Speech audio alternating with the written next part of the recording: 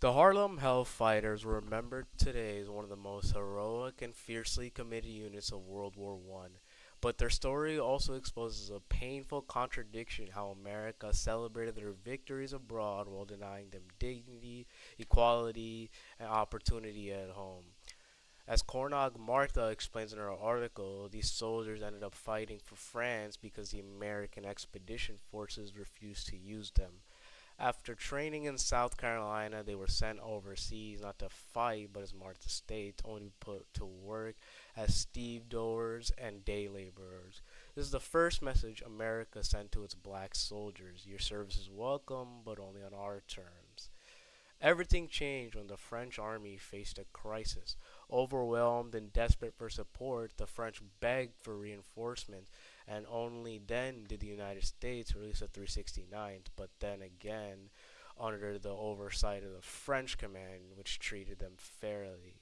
But America meant for them to be under control of a white man.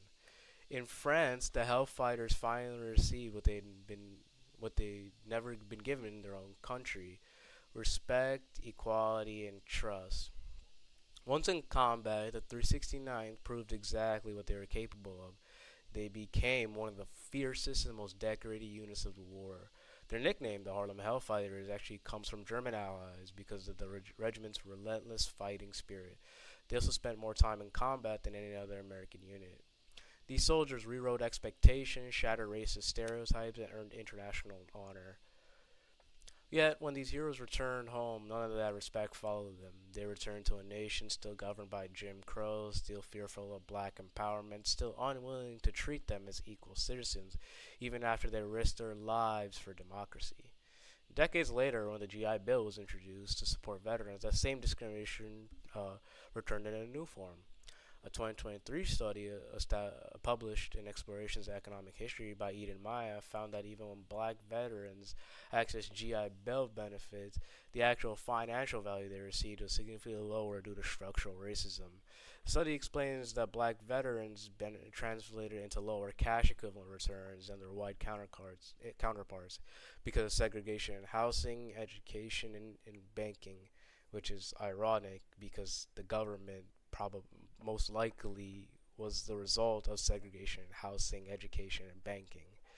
In other words, the government wrote the same law for everyone, but didn't dish it out as equally for everyone. Black veterans were often denied home loans, denied admission to many colleges, denied access to neighborhoods where wealth was being built, kind of just saying screw you with the bill. Generations have lost economic opportunity despite serving the same nation. The story of the Harlem Hellfighters shows us what courage looks like and what injustice looks like. They fought longer and harder than any American unit, only to return home to a country determined to deny them the equality they had already earned.